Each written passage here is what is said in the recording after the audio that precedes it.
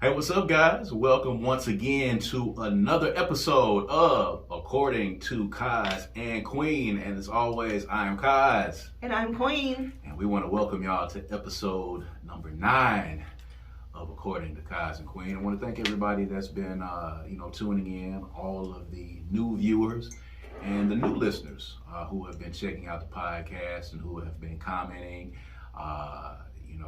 and sending in, suggestions for, future shows, things that you want to hear us talk about. And we appreciate that as we're building on this podcast. So, of course, if you are watching us via YouTube, make sure that you subscribe to the channel. All right, that's the first thing that you need to do. Subscribe to the channel, and you'll see it right here under my finger, right there. So subscribe to the YouTube channel. Make sure that you share it with a friend, share it on Facebook, share it on Instagram, wherever you might be, and tell people to check us out if you want to see our bright, shiny faces. If not, of course, you can hear the audio version of According to Kaz and Queen on all streaming platforms. And shout out to the folks that have been checking us out and downloading the podcast on Spotify. We're on Spotify, we're on Apple Music, we're on Google Podcasts, we're on Amazon Music. So everywhere that you want to hear your favorite podcast, make sure that you check us out, man. It's According to Kaz and Queen, and we are ecstatic about being here with you guys for another week. So we're going to get right into it. We were kind of going back and forth on what we were going to talk about this week. There was a lot of stuff going on, but of course, there were some things that stood out, and I think lo and behold, as I was thinking about subject matters, of course, it came right across my timeline, and as a man, I am deeply embarrassed, and I am greatly chagrined at the I don't know the word. I'm at a loss for words at the travesty that is Irv Gotti and his magnanimous pillow talk that he has been doing for the past week or so, and doubling down. If you haven't had a chance to see Drink Champs episode with Irv Gotti, go and check it out. Of course, Drink Champs is the podcast started by the homie Noriega. For those of you that are Crooked Letters fans, Noriega was the guest MC on the song Firewater that's on the Gray Skies album. He's got a really popular podcast called Drink Champs. It's out right now, and Irv Gotti was a guest recently, and he pontificated for about an hour, if I'm not mistaken, of that podcast, talking about Ashanti and his relationship with Ashanti, and giving up all kinds of, I'm sure, what she felt would be private information that would go to their graves with, but he's still hurt, and hurt people.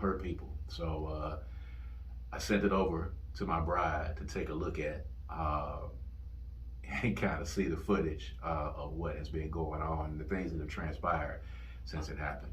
And I'm going to give you the floor because it's going to take me a minute to gather my thoughts on it, because the ramble that he went on, and the inappropriateness of it and the lameness of it for me is huge. It's like one of the lamest things that I've ever seen done. So, in the so world. Your issue with him is that he said it. Yeah. Not that they did it, but that he said it. Yeah, I mean, there's the piece where, of course, he wants the world to know that him and Ashanti did it at some point, and that they were dating, and I think that's a bit of cap in my opinion, that you want to brag on the fact that you were dating Ashanti at this point, years after all of this happens. I think people were kind of aware that they might have been kind of dating in some capacity when she joined Murder Inc. If you're familiar with it, you didn't have any idea. No idea. Really? It never. I mean, I read that they had some chemistry and people were suspecting. Yeah. I never suspected. It never. Really if anything, I thought maybe she had something going on with Ja Rule. With Ja Rule, because they was doing the songs. Yeah, I never ever thought. But then it seemed kind of sister brotherish, so I didn't really put a lot of interest into that either. But I never would have thought Irv Gotti. He's kind of a clown. This is clown-like tactics. But it ain't the first time. Every time he he's a very animated type of guy. He is. So it lends itself to clownish, stuff. We can all respect what Irv Gotti has done in the music business. We can respect, what's happening. Yeah, I ain't trying to diss him. I'm just saying he's really a, kind of out in your face, kind of like. Yeah. I'm sure to him, what he said, I'm sure that he was just, this is me and I'm just expressing my feelings. I don't know if it was the liquor because, they do a lot of. They were smoking. They do a lot of smoking, a lot of drinking, and at times it's when folks get in their feelings and get emotional. But it was extremely inappropriate to hear it and to hear him to lay it out in such detail. It was just the lameness of it for me. It was so incredibly beyond lame for him to kind of lay that out and then go into the, we got this song and she came up with the song, was inspiration after me and her had sex. He wrote the song. Yeah. After they had sex. Right. He was telling his story. I don't really know what's so lame about it. It's lame because it's pillow talk, and it's a gentleman. What's pillow talk? A gentleman does not reveal that this song came about after we did it, we had sex. It's kind of like, I want y'all to know that I had sex with Ashanti and I had this relationship with Ashanti all of these years after the fact. Now you want us to know that you had this relationship with Ashanti, and went on for 30 minutes about how hurt he was when he found out. Maybe this is a man thing, because it's not surprising for me that he did it. It seems in line with his character. It does. I think somebody said that it's a very New York dude thing to do. Very New York. I wasn't gonna say that because we might have some New York people watching this, and I don't want to offend anybody. But I lived in New York, so I feel like I have the right to say this. It is absolutely very New York. And I've been to New York as well, and have known New York dudes. And that's not to say all of them. That's, we don't want to get banned in New York and in New York State. Of course, we're not talking about the vast majority of New York dudes, but, there were some people commenting on that this is a very New Yorkish dude thing to do, to be in your feelings in this fashion. He was, we knew that Nelly and Ashanti were dating because that was a public thing at the time. But apparently, to Irv Gotti, he didn't know. Apparently, it had to be some moment that flashed upon his screen. Well, if Ashanti didn't want to tell people that she had a relationship with him, what makes him think she would want to tell people she had a relationship with Nelly? She's clearly on the private side with her love life. So it shouldn't have been a surprise to him that he didn't know that she was messing with Nelly. Nobody knew that she was messing with him. But you knew that Nelly and Ashanti dated, correct? Yeah, everybody knew once they went public. Boom. And she never What he was trying to say was that they had already been seeing each other before they went to that basketball game publicly. Right. What I'm saying is that she had the right to not be, was she cheating on him? I don't know. In his mind, I don't know what his thought process was. I saw one person post, how dare Ashanti do this man dirty like this when he ain't got nobody, when he has no one to share his pain with but his wife. So that's funny. It was funny. I kind of stumbled around but it was really funny. That's funny. But I think she's a private person, and he knew she was a private person because that's why nobody knew that they had a relationship. Mm-hmm. I think it's, kind of shady for him to be publicizing it at this point. It is. But I don't know if I think it's really extreme or lame or any of that. Is all in line with his character. I don't think Ashanti is going to be surprised that he did it. She was probably waiting on the day that he did. Him and Nelly and Ashanti has been on a tour. Right. So this is probably what kicked it up for him, having to face them be together and see their chemistry all over again. Right. Probably reminded him of that pain of her leaving him, so to say, to be with Nelly, who gets on stage and actually comes back at him. Did you think that was lame? Well, you know my thoughts on Nelly. And they I don't. Tell us your thoughts. They go back to country grammar, and my amazement at the fact that people liked country grammar as a song. I hated it. You hate the song, but you don't dislike Nelly, do you? The hatred for country grammar is so deep that it extends to the artist, the person, a little bit. Because to this day, I do not understand why you people like the country grammar song. I don't understand it. Now, Nelly had some jams. Nelly had some jams. He had a lot of jams that I had to say were jams. Yes. Absolute jams.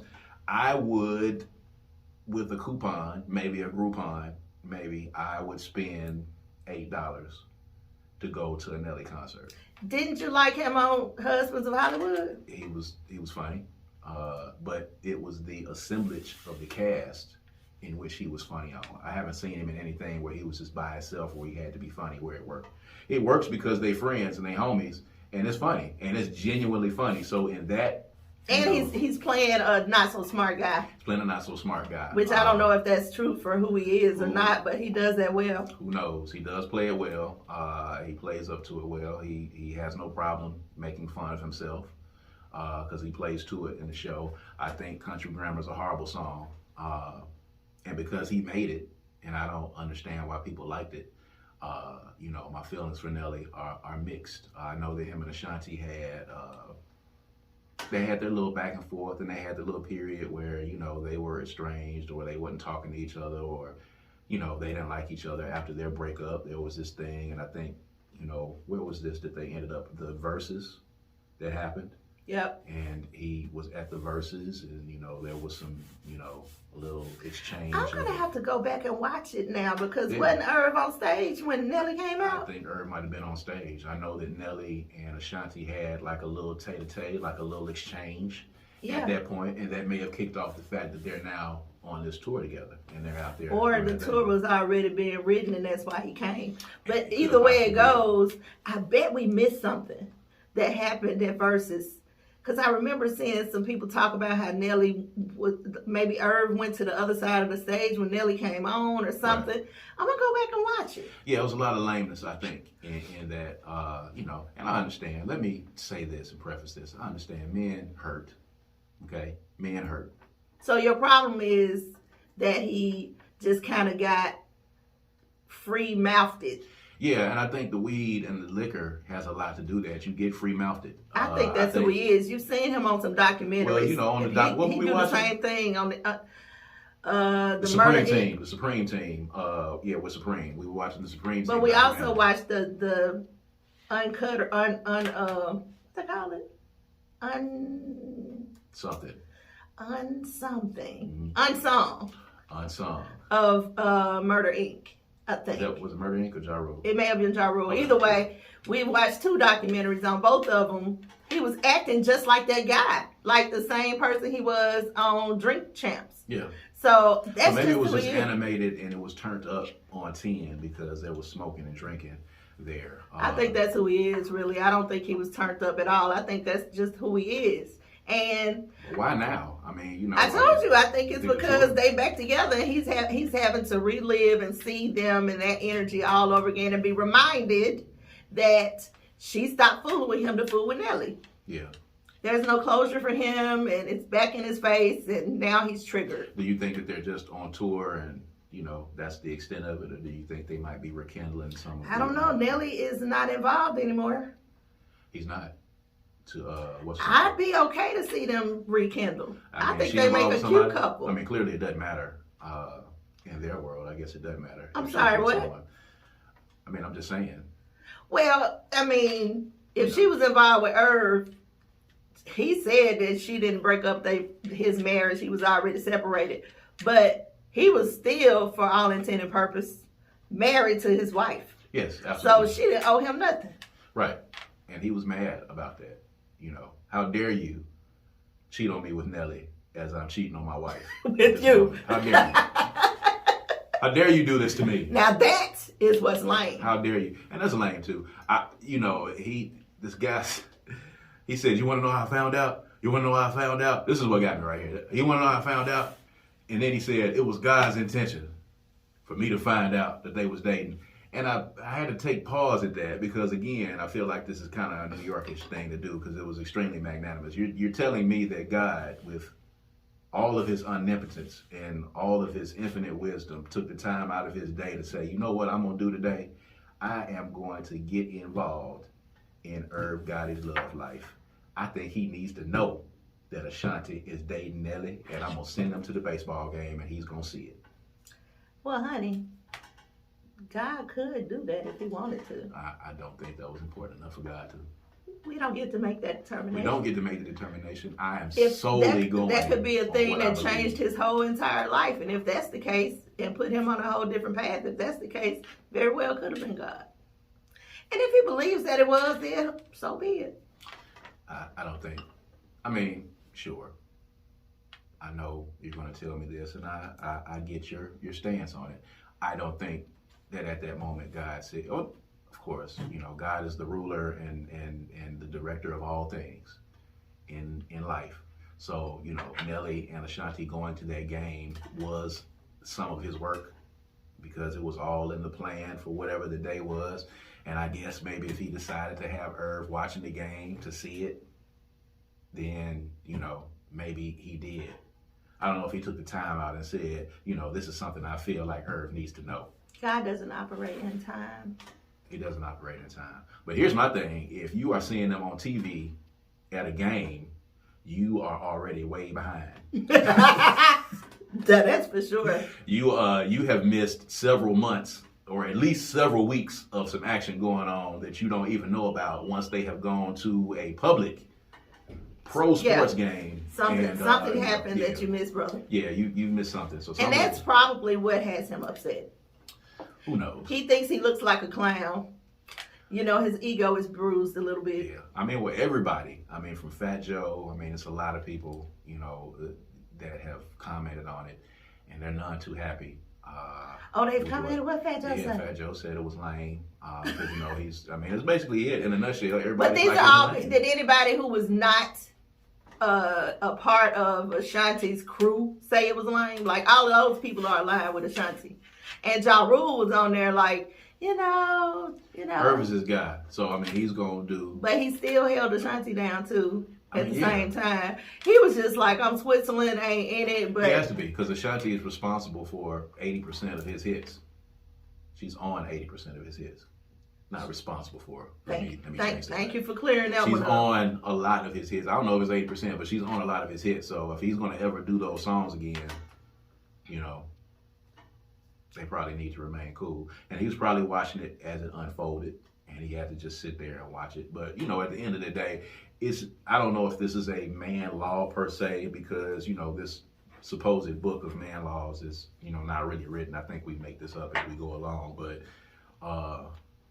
you know, it's talk that gentlemen do not make after, you know, things happen. this man law, whether real or made up or whatever, man law is that you don't talk about what happened with the previous relationship after the relationship is over. Correct. As a gentleman, you don't. What if he's not intended to be a gentleman, not interested in being a gentleman? Then you will be a lame at that point. So there's no in between. You're either a gentleman or a lame. Yeah, I mean, it's hard to say if there's what would be the mid ground for that if you're not a gentleman and you're a lame. I don't know, but you know, when I think about it, I don't know that there have been a whole lot of people who have gone back and done this. And he didn't talk negatively about her. He just simply said that they used to hook up. It was her. I mean, if they could have played violins. And was that really against the man law, though? If he said we hooked up, that's his truth. It's the real. Yeah, but, you know, it reeks of cap. Because it's not cap. Because, I mean, they did sleep together. But it reeks of cap that I want y'all to know that this song that y'all love so much from Ashanti, I wrote it. And I wrote it after we got through doing it. And I'm so good, and the sex was so good, I wrote this song. Oh my God, I love her. So it's almost like he could have broke down and started crying. Right all I know is it's bananas. It's bananas. Shouts out to Ashanti. It's bananas. But speaking of other man laws and other lame man laws, so to speak, you know, there's been a trend lately. I don't know if these videos are, you know, staged or contrived.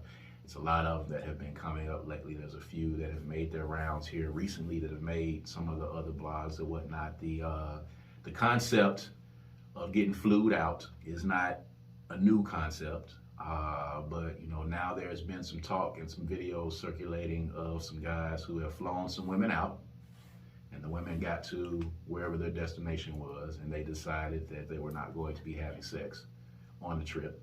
And the dudes turned around and took them to the airport and did not give them a return ticket,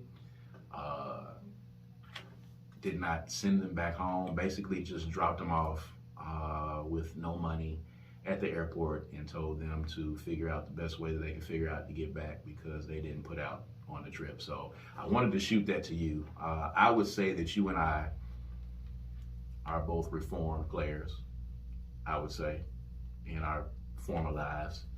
And as reformed players looking at this, and I looked at the Irv Gotti situation as a reformed player, and you would not, I don't think you would, or I wouldn't have done what he did. And looking at these dudes in these videos, it's not player, and it's also equally lame. So I am embarrassed at what I saw in these videos, but this seems to be a trend that's happening, even with the flued out trend that is happening of people, flying women out that they are meeting on DMs and on social media and getting them out with the hopes that they're gonna get some when they get out there. So as a woman and seeing those videos, and that's kind of, chopping up about that, what are your thoughts on that? I have several thoughts. Okay, roll them out. Couple of things. Okay. And I can only speak from my position, who I am, and I understand that this is a new thing because back in the day, we didn't do this. This wasn't even something, we didn't get flued out, because we didn't even meet people. The internet wasn't popping. We didn't meet people in other states and all that kind of stuff. Yeah. However, what I would have to say is, if I'm getting flown out, because flued is difficult for me to say, it's wrong. Get flued out. If I am getting flown out, I'm expecting that I'm going to have sex. I'm not even going unless I'm prepared to have sex. That's A.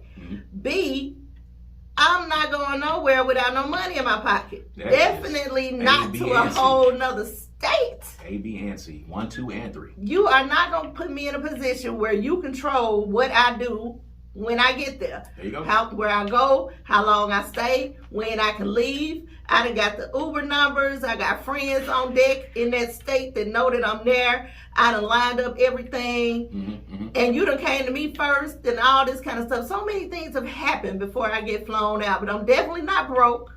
I'm definitely anticipating sex, or I'm not going. And I don't understand how you can't, how far into the trip do you get when this conversation happens, and why doesn't it happen before you leave home?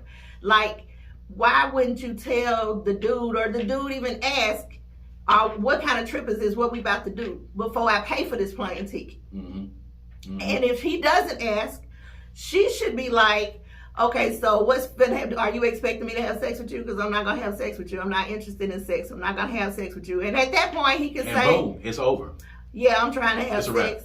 I'm trying to do this. And if you're not, let me move on to the next flight, or whoever, however y'all find each other. So it's just ridiculousness. All of it is foolish to me. It's crazy because, first of all, who raised y'all, and again, I don't know, because I don't understand the concept of how are you getting to some place and you don't have the money to get back.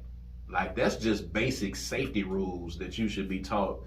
And, we have 2 daughters that we have to raise. And, this day and age, because we got, one of them's a 27-year-old, and you have to have these conversations. You don't ever go any place. And even, let's just say, not even the daughters, the sons too.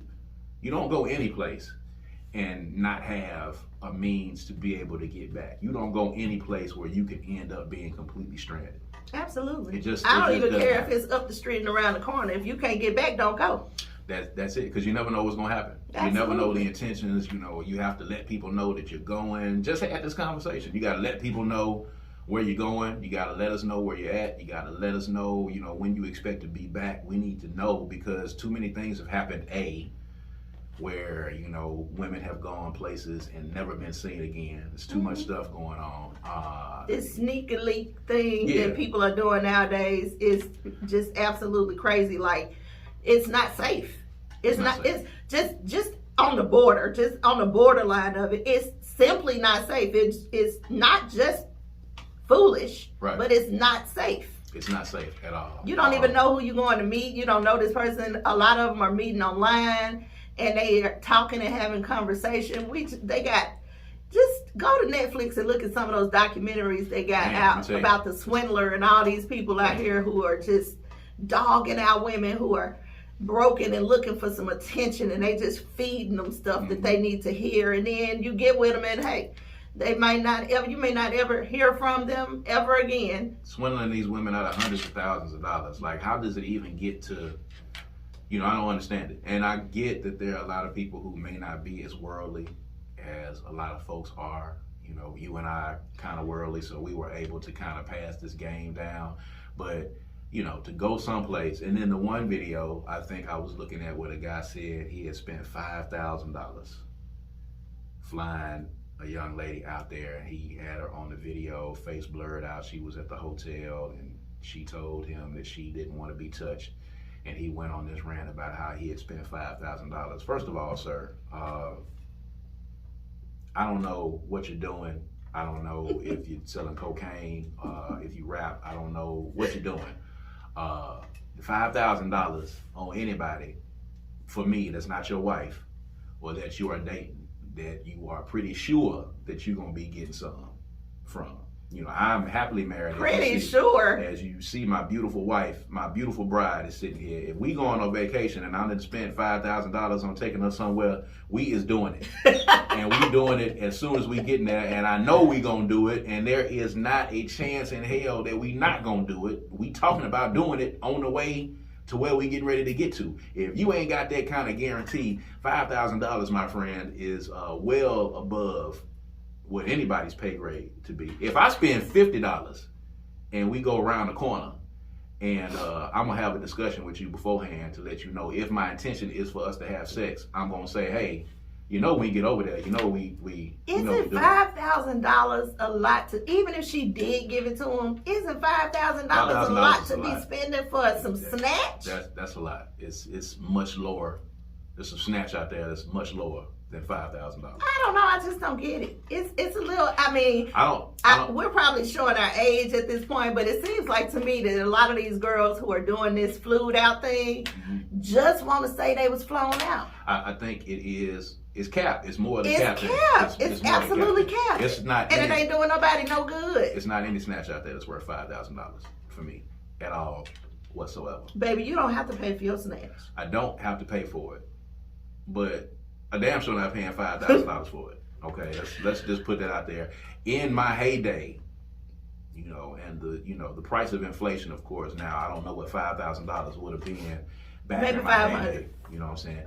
$500. I mean, right now I'm getting lightheaded when you say $500. It's a lot right off the top. I'm just gonna be honest with you. You know, $500 is a lot. It's not even really. Even in my heyday, it wasn't no $500 snatch out there. You know what I'm saying? It was either free or we really wasn't. We wasn't doing it. You know what I'm saying? Really. So these guys have the idea that if they spend the money, they should be getting it. That's what they feel. So what are these girls thinking then? Are they thinking they just giving them free money and I'm not going to give it to them? I'm finna take this trip. I'm finna get flown out. I'm finna eat well. Maybe get some trinkets. Maybe get some gifts. And I ain't going to give them none. You know, the chick in the video said, you know, I don't want to be touched. Now, here's the thing, and I want to make sure I put the disclaimer on here now. If a woman says she does not want to be touched, if a woman says she does not want to do anything, she is well within her rights. Because you fly them out and it doesn't matter what amount of money you spend, that does not entitle you to sex. That does not entitle you to touch them. That does not entitle you to anything. If you are foolish enough as a man to spend that kind of money to fly somebody out on the possibility of you getting some, then I'm afraid there should have been a man in your life that taught you differently. You don't spend that kind of money unless you know for a fact it's finna be some fucking going on when y'all get there. You don't spend that kind of money at all off the top. I gotta know off top. I'm gonna ask you right off the top, and you gonna say it yes or no. And if you say no, then immediately I am going to probably amend what's going on. So let me play devil's advocate here for a second. Okay. If the girl has the right to say, don't touch me, I don't want to do it, mm-hmm. and you respect that, mm-hmm. Mm-hmm. why doesn't the guy have the right to say, I'm not buying your plane ticket home? He has every right to be able to do so. I get it, but why even put yourself in that situation? Why even spend the money to do so? Here's the thing, verbal contracts are binding. You haven't even got yeah, we're gonna do it, we might do it. You hadn't even got any of that. I get you being upset and I get you being mad. I get it. But still, I really put a lot of that responsibility on the dude to know what happens. And I hold a very high standard for men and how they treat women. Although, yeah, I can understand him getting mad and saying, I'm not finna fly you back to such and such place because you didn't put out. It just, again, it looks lame for you to film it and record. Oh, I agree with that. I definitely agree with that. But I'm kind of confused by this world where, there is such a stampede of excitement around women's rights. Mm-hmm. Almost to the point to where we're accepting these actions and just putting everything under the label of women's rights. And I'm not trying to take away from it. I'm just trying to kind of make it fit into something that I can understand. Because I don't think it was in the best interest, a smart move, any of that for this young lady to leave her home. Mm-hmm. Because a man bought her a plane ticket. Mm-hmm. And whether she had sex with him or not, she does have the right to make that decision. Right. But it was just not smart on her part to get there without money to get back. That's it. And then say that I'm not going to have sex with you and put herself in that kind of situation. Right. It seems like sex is being weaponized in this situation, actually on both parts. Mm-hmm. It is. So it's a prerequisite for me to spend this money, and then it's something that I can withhold on this end to have power over you. So it's being used on both ends. But again, at the end of the day, just as a human, trait, you should not be going anywhere, ladies or men. You should not be going anywhere that you cannot get back from. If you don't have the money to buy a ticket home, then you don't need to go. You should not go on the supposition that somebody is going to send you home. First of all, if he's not sending you a round trip ticket to begin with, then that should be an issue all in and of itself. If he's sending you a one-way ticket, then you already know that he's about to hold something over your head for you to be able to get back. So either you need to get a round trip ticket, or you need to have the money to be able to get back, or you need to have a safe house or a safe haven for you to be able to go to.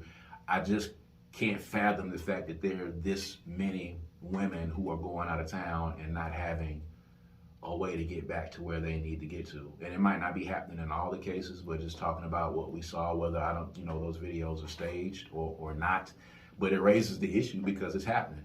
That's just like going out on a date, your first date with a guy. Mm-hmm. You expect him to pay. Yeah. But you eat anyway. If he doesn't pay, are you not going to have enough money to pay for your own meal? Right. Like, I think we're taught that. Like, are parents not teaching that anymore? You gotta teach the backup, man. Like, y'all don't. There should always be a plan B. For the rest of your life, young ladies. For the rest of your life. For the rest of your life. No matter what goes on, whatever situation you find yourself in, there should always be a plan B. Yes. Always. And that plan should be about you. Okay? Put that in your pipe. Smoke that. There you go. Speaking of plans, lastly, I want to talk about first day of school came up. And speaking of plans and our plans for the little one for this year, I dropped her off at school for the first day of school. And it's always, for me, it's always tough. And I think, you kind of notice I like kind of being the one that drops her off in the morning. I love that you do that. On the first day of school. it does something to me watching her walk off. Now, granted, when she's in high school and she's turned into a teenager, and now we're getting some glimpses of teenageness. My Lord. Now, we got some at the orientation, and it was delightfully funny. It was not to watch funny. The interaction between you and the little one at orientation when she was beginning to act like a teenager. You know, I'm gonna have to pull her to the side because I had to do the same thing with Sean and with the rest of the kids. Because sometimes I have to pull them to the side just for their own physical safety. I have to pull them to the side and be like, hey, look, I do understand what's going on, and while my tolerance level is very high,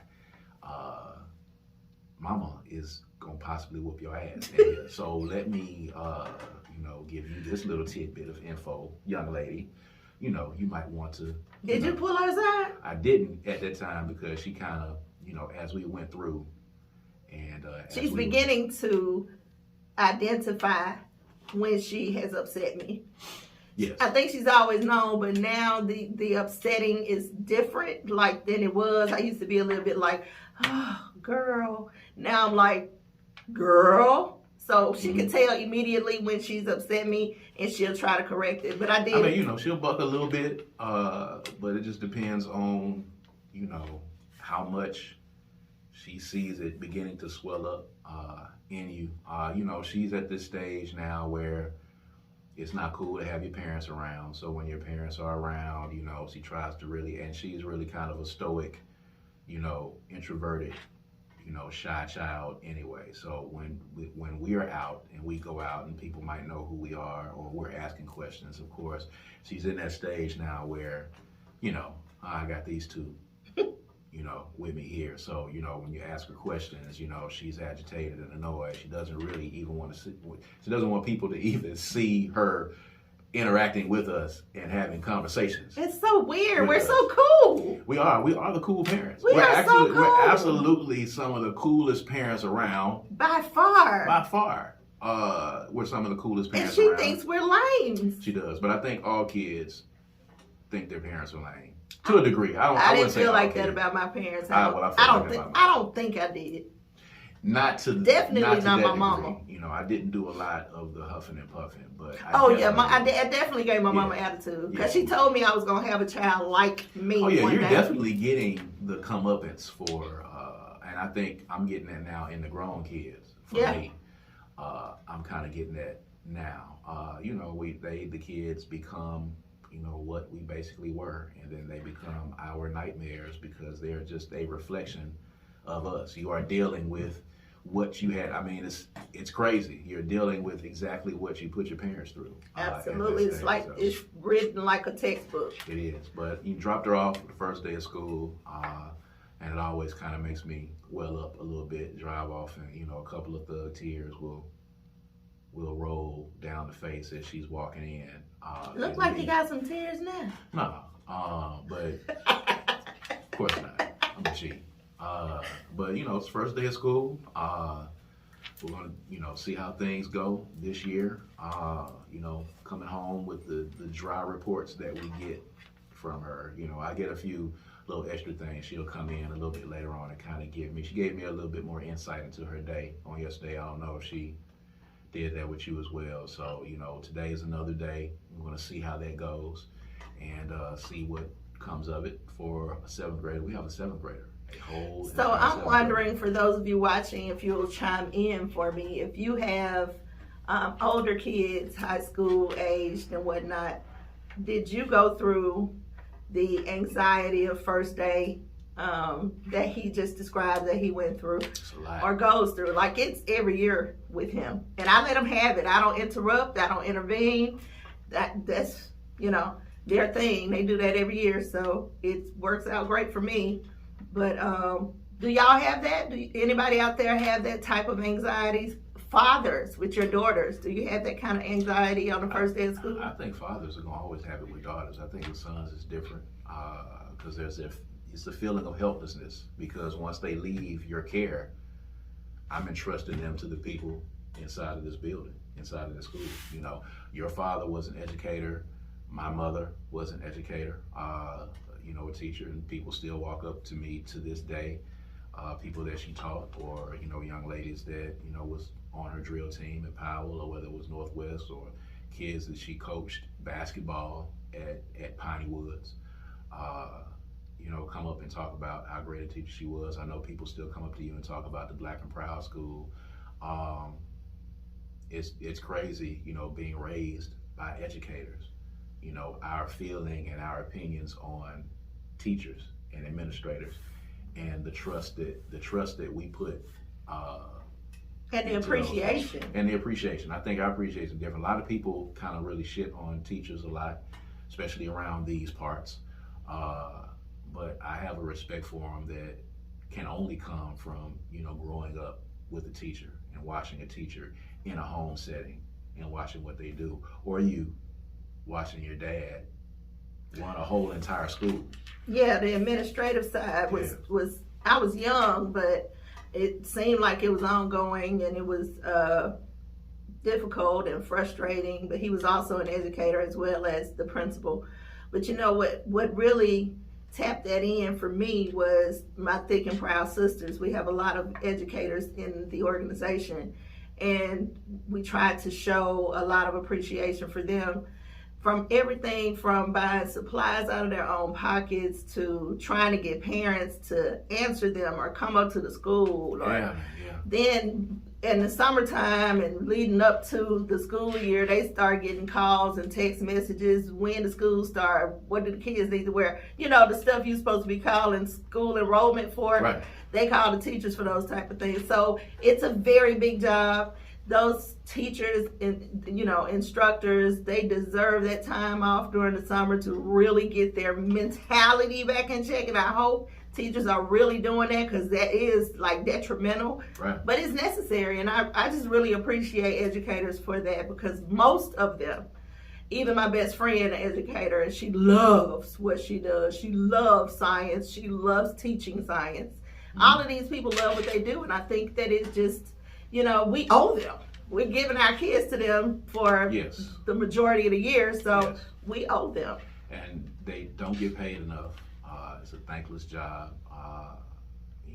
Of course, being raised by an educator, and then, having siblings, that are educators. My brother and sister, followed in the footsteps of our mother, and they deal with kids every day, and they love what they do, but it doesn't pay enough. Both of them at some point have had to take second jobs to be able to make ends meet. And a lot of teachers have to do things over the course of the summer or even the course of the school year. Their job is way too important and way too vital for them to have the pressure of having to figure out how to live every day. Their job is too important for them to have to leave their school at 3:30 and then go to another job at night or on the weekend when they're supposed to be restoring and resting and coming back to school and teaching your kids. Is way too important for them to have to do two jobs. It's way too important for two jobs plus the background work to the first job, like scheduling and testing and grading papers and all that kind of stuff. It's a huge job. And then for them to have to pay for their own supplies, and have to do GoFundMes for the some of the equipment, for some of the stuff that they have to do. It's a thankless job, and you and I have an appreciation for it that a lot of people don't. But please show some respect to these teachers, to these educators, to these administrators. They are teaching your kids and preparing your kids.